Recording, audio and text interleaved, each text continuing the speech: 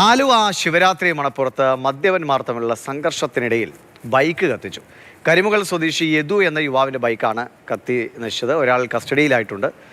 വിഷ്ണു പ്രകാശ് വിവരങ്ങൾ നൽകും. വിഷ്ണു, ആലുവ മണപ്പുറത്ത് പലപ്പോഴും ഉണ്ടാകാറുള്ള പ്രശ്നമാണ് ഇങ്ങനെ സാമൂഹ്യ വിരുദ്ധരുടെ കൂട്ടങ്ങൾ അവിടെ പലപ്പോഴും പ്രശ്നങ്ങൾ ഉണ്ടാക്കാറുണ്ട്. ഇതിപ്പോൾ അതിലൊന്ന് പുതിയത്.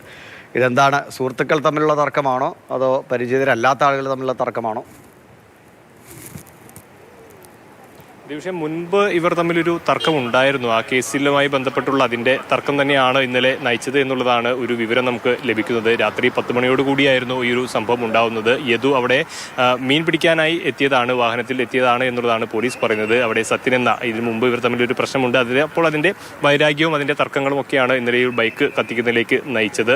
തുടർന്ന് ഈ യദുവിൻ്റെ ബൈക്ക് ഇതിൻ്റെ മദ്യപിച്ചെത്തിയ സത്യൻ എന്ന് പറയുന്ന വ്യക്തി, അദ്ദേഹം പെരുമ്പാവൂർ അല്ലപ്ര സ്വദേശിയാണ്, ബൈക്ക് തീയിട്ട് കത്തിക്കുകയും തുടർന്ന് വലിയ ദൃശ്യങ്ങളിൽ നമുക്ക് കാണാം ബൈക്ക് പൂർണ്ണമായി കത്തി നശിച്ചിട്ടുണ്ട്. അപ്പോൾ ഇതിനു മുമ്പ് ഏതൊരു ചായക്കടയുമായി ബന്ധപ്പെട്ടുള്ളൊരു തർക്കമാണ് ഇതിലേക്ക് നയിച്ചത് എന്ന് നമുക്കൊരു വിവരമായി പോലീസ് ഉൾപ്പെടെയുള്ളവർ പങ്കുവയ്ക്കുന്നുണ്ട്. ഏതായാലും സത്യനെ ഇന്നലെ തന്നെ രാത്രി ആലുവ പോലീസ് കസ്റ്റഡിയിൽ എടുത്തിട്ടുണ്ട്. നിലവിൽ ആലുവ പോലീസിന്റെ കസ്റ്റഡിയിലാണ് സത്യൻ ഉള്ളത്. ഈ തീപിടുത്തമുണ്ടായത് നാട്ടുകാരാണ് ആദ്യം ഈ ഒരു വിവരം ഫയർഫോഴ്സിനെ അറിയിക്കുന്നത്. പക്ഷേ ഫയർഫോഴ്സ് അവിടേക്ക് എത്തിയപ്പോഴേക്കും ബൈക്ക് പൂർണ്ണമായും കത്തി നശിച്ചു. തുടർന്ന് അവിടുന്ന് രക്ഷപ്പെടാനായി സത്യൻ ശ്രമിക്കുന്നതിനിടയിൽ നാട്ടുകാർ തന്നെ തടഞ്ഞു വെച്ചാണ് ഈ പ്രതിയെ പോലീസിന് കൈമാറിയിരിക്കുന്നത്. ഏതായാലും നേരത്തെ സൂചിപ്പിച്ചതുപോലെ ആലുവ മണപ്പുറം എന്ന് പറയുന്നത് ഒരുപാട് ഇത്തരത്തിലുള്ള പല ലഹരി സംഘങ്ങളുടെയും ഒക്കെ ഒരു കേന്ദ്രമാണ്. ഈ തെരുവിലൊക്കെ അലഞ്ഞു തിരിഞ്ഞ് നടക്കുന്നവർ ആ പരിസരത്ത് വന്ന് നിൽക്കുന്നതും അവിടെ തമ്പടിക്കുന്നതൊക്കെ, രാത്രി സമയങ്ങളിൽ തമ്പടിക്കുന്നതൊക്കെ സ്ഥിരം പതിവായിട്ടുള്ള കാര്യമാണ്. അപ്പോൾ നിരന്തരമായി പോലീസിൻ്റെ അടക്കമുള്ള പെട്രോളിംഗ് ഒക്കെ ഉള്ള സ്ഥലമാണ്. പക്ഷേ ഇന്നലെ രാത്രി ഏതായാലും ഇങ്ങനെയൊരു സംഭവം കൂടി നടന്നിരിക്കുന്നു എന്നുള്ളതാണ് പോലീസ് ഇക്കാര്യത്തിൽ വ്യക്തമാക്കുന്നത്. എന്തായാലും നിലവിൽ കസ്റ്റഡിയിലുള്ള